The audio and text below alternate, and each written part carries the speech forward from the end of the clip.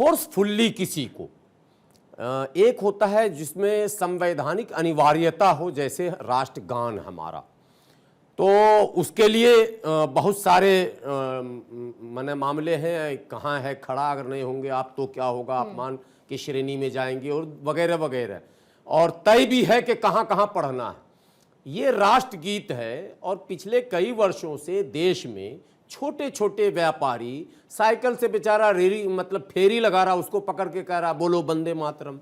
तो अननेसेसरी, जहां जरूरत नहीं है, कोई कार्यक्रम नहीं है, कोई सांस्कृतिक कार्यक्रम नहीं है, तो आप इस तरह से गलियों में घूम घूम के वंदे मातरम जो फोर्सफुल्ली करवा रहे थे, तो महमूद मदनी साहब का इशारा उस पर था कि आप फोर्सफुल्ली वंदे मातरम या कुछ भी नहीं कहलवा सकते हैं जो असंवैधानिक है।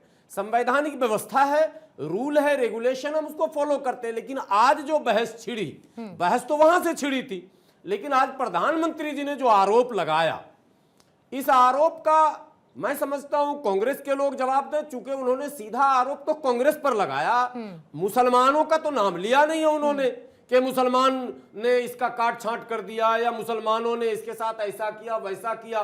तो मैं बहैसियत मुसलमान के, मैं कांग्रेस का लीडर नहीं हूं, मुझे लगता है कि प्रधानमंत्री जी के उन सभी सवालों का जो आपत्तियां और जो सवाल उन्होंने खड़ा किया आज, उस पर मुझे बोलने की आवश्यकता नहीं है। मैं मतलब गैर जरूरी बयान देकर मैं चाहता हूं कि समय न लूं। मैं केवल एक बात आज कहना चाहता हूं कि देश के मुसलमान कहीं इसका विरोध नहीं कर रहे हैं, विरोध किया जाए इसका इंतजाम भी सरकार की देख रेख में कर दिया जा रहा। क्यों? मतलब गली कूचे में किसी को पकड़ के आप कहते हैं पढ़ो, मतलब आप स्वयं राष्ट्रगान का अपमान कर रहे हैं, राष्ट्रगीत का अपमान कर रहे हैं। जो लोग इस तरह की हरकत कर रहे हैं, आप इसका सम्मान कीजिए ना, किसी उत्सव में, किसी कार्यक्रम में, किसी सांस्कृतिक कार्यक्रम में, राजनीतिक कार्यक्रम में। और पढ़ा, शुरुआत भी वहीं से हुई थी। अरे भाई, कांग्रेस के कलकत्ता अधिवेशन में पढ़ा गया, फिर अभी क्या कहते हैं इलाहाबाद अधिवेशन, ये तो कहीं गली कुचे में तो नहीं पढ़वाया गया था तब भी। तो आज क्या हो गया इस देश के अंदर कि एक ग्रुप बनाया गया चंद भी लड़कों का, और वो ग्रुप घूम घूम के यही काम कर रहा है, जहां दाढ़ी वाले मिलके पकड़ के बोलो वंदे मातरम। तो ऐसे तो लेकिन आपको बोलने में तो कोई समस्या नहीं है ना, वो लोग भी अपमान कर रहे हैं वंदे मातरम। मैं पूछ रही हूँ कि आपको वंदे मातरम बोलने में तो कोई समस्या नहीं है ना, ये तो गर्व का विषय होना चाहिए, ये तो भारत की एकता का स्वरूप है, तो बोलने में तो कोई समस्या नहीं है ना गुलाम सरवर। बोला ही जा रहा, बोलने में कोई समस्या नहीं है, तो बोलने में क्यों वो असंवैधानिक हो जाता है? जब ये कहा जाता है कि बोल दीजिए, तो बोलने में क्या समस्या आ जाती है? मुझे नहीं समझ में। अच्छा, जो कहता मैं वंदे मातरम नहीं बोलूंगा, वो भी तो वंदे मातरम नहीं तो क्यों, लेकिन बोलने में क्या समस्या है? मैं यही तो समझना चाह रही हूँ संजय राणा। अगर मैं कहूँ वंदे मातरम नहीं बोलूंगा तो वंदे मातरम तो बोल ही दिया मैंने। ठीक है सर, ये तो बेकार का, ये बहस ही, मतलब मैं कहता हूँ ये इशू नहीं है। ओके, ये चर्चा संजय राणा जी जोड़ रही है या और तोड़ रही है? पहले एक तोड़ने की कोशिश हुई, आज जोड़ने की कोशिश है या और तोड़ने की कोशिश है इस पर बहस के साथ? देखिए पूर्णिमा, गुड इवनिंग फेलो। देखिए, तोड़ने की जो शुरुआत थी या नींव थी, तो नेहरू जी ने रख दी थी। अभी चारू ने बताया कि 1896 में पहला अधिवेशन था जहाँ पे वंदे मातरम बोला गया। दूसरा, जब पार्टीशन, जो बहुत से लोग नहीं जानते, 1905 में एक बार बंगाल का पार्टीशन, इसको फर्स्ट पार्टीशन कहा जाता है, वो हुआ था।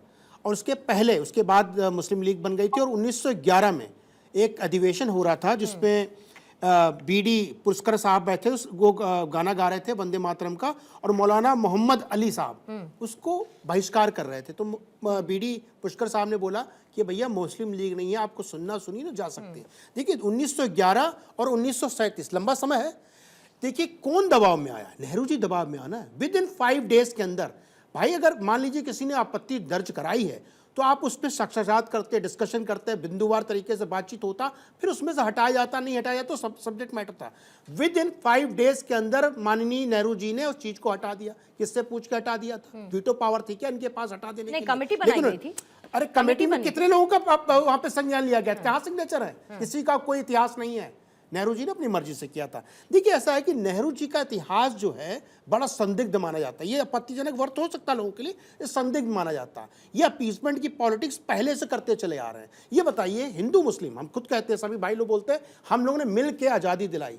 अगर मिल के हम लोगों ने आज़ादी दिलाई थी तो वंदे माँ, एक बोलता था वंदे, दूसरा बोलता था मातरम, और हम युद्ध लड़े और अंग्रेजों से अपने देश को आजाद दिलाई। तो उसमें तो कोई भेदभाव था नहीं। तो भेदभाव क्रिएट करने वाला कौन है? जिसने पाकिस्तान का पार्टीशन करने में इसका हाथ हाथ हो, पार्टीशन में हाथ किसका था? माननीय नेहरू जी का, जिन्ना जी का। ठीक। ये बताइए 5 दिन में आपको इतनी जल्दीबाहट क्या थी? और हमारी एक प्रवक्ता मित्र बोल रही थी कि भैया सरकार बना ली थी बंगाल में पहले। अरे भैया जाके थोड़ा पढ़ लिख के आया करो। कृषक पार्टी थी, जो फजलुल हक थे उसके अध्यक्ष थे, और उनके साथ मिलके जो श्यामा प्रसाद मुखर्जी जी ने सरकार बनाई थी, श्यामा प्रसाद जी मुस्लिम लीग के साथ नहीं बनाई थी। मैं बताता हूं मुस्लिम लीग के समर्थन से कौन जीता है? प्रियंका गांधी और राहुल गांधी।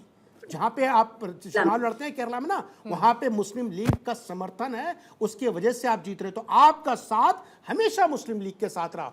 1906 से लेकर के आज तक 2025 आ गया, आपका मुस्लिम लोग लीग का साथ कभी छूटा नहीं है। मैं सिंपल सी बात है, किसी को आपत्ति नहीं है। सरवर साहब ने बोल दिया उनको आपत्ति नहीं, किसी को आपत्ति नहीं, सिर्फ नेहरू जी को आपत्ति थी और कांग्रेसियों को आपत्ति है।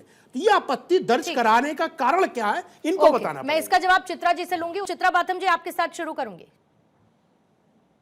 पूर्णिमा जी नमस्ते। आपने जिस तरीके से यहाँ पे जो भाजपा की पेरोल वाले राजनीतिक विश्लेषक बिठा रखे थे और उन्होंने जिस तरीके से तोड़ मरोड़ के इसी में 30 सेकंड निकाल दीजिए आप चित्रा जी। सुन लीजिए अभी आप, इसी में आप 30 सेकंड निकाल दीजिए। ठीक है, आप यही बोलिए, मैं 30 सेकंड स्ट्रिक्ट रखूंगी। अब 18 सेकंड बचे, बोलिए। इस देश की लड़ाई का इतिहास को बदलना चाहते हैं, ये अपना इतिहास भी नकार रहे हैं। जिना सांप्रदायिक था तो जिना के साथ इन लोगों की सरकार थी और इन लोगों को सबसे बड़ा आपत्ति थी वंदे मातरम बोलने के लिए, जो आज इस देश में जिसका हमें उत्साह मनाना चाहिए, वो आज बहस का मुद्दा बना के रख दिया है। क्यों? क्योंकि ये सिर्फ और सिर्फ इस देश में सांप्रदायिकता की राजनीति करना चाहते हैं और ध्रुवीकरण की राजनीति करना चाहते हैं। देश की जो असली मुद्दे हैं उनसे इन्हें कोई सरोकार नहीं है। चारू प्रज्ञा 30 सेकंड्स। जी देखिए, वंदे मातरम हमारे देश की आत्मा है और बिल्कुल आप ठीक बोल रही हैं, उत्सव मनाना चाहिए, लेकिन उत्सव मनाने के लिए उसका सही इतिहास और उसका पूरा वर्जन देश की जनता के सामने आना चाहिए। जब मैं स्कूल गई थी ना, मुझे सारे 6 स्टैंजास नहीं सिखाए गए थे, केवल 2 सिखाए गए थे। बड़े होके मैंने बाकी के 4 पढ़े, सीखे और समझे, और ये समझ में आया कि हमारे साथ कितना नाइंसाफी करी गई थी, कितना ज्यादा। हमारे केवल देश का विभाजन नहीं हुआ था, हमारी सोच का, हमारे गानों का, हर चीज का विभाजन हुआ था। और कांग्रेस की अस्मिता हमारे देश के लिए इतनी छोटी थी, इतनी छोटी थी कि वो अपने पर्सनल हित के लिए हर चीज का विभाजन करने को तैयार। एहतेशामुल हक जी, जल्दी से सब। देखिए, वंदे मातरम प्रत्येक भारतीय के हृदय में एक संकल्प की तरह है। हम समझते हैं कि वंदे मातरम एक ऐसा शब्द है, इसको जो है इस पर जरूर किसी किस्म का बात नहीं होना चाहिए और इसको हर एक भारतीय को इसको गर्व से वंदे मातरम बोलना चाहिए। आपत्ति यहाँ पर किसी तरह का कोई नहीं होना चाहिए। और बीजेपी जिस हिसाब से डर्टी पॉलिटिक्स कर रही है अभी के जमाने में, इस हिसाब से पॉलिटिक्स नहीं करना चाहिए। इसलिए सामने इलेक्शन है, इस तरह से वो मुद्दा उठा रहे हैं। डिबेट दूसरी जाति पर होना चाहिए, दूसरी बातों पे होना चाहिए, ओके सर, प्रोफेसर साहब, रोजगार पे होना चाहिए। Okay sir, okay.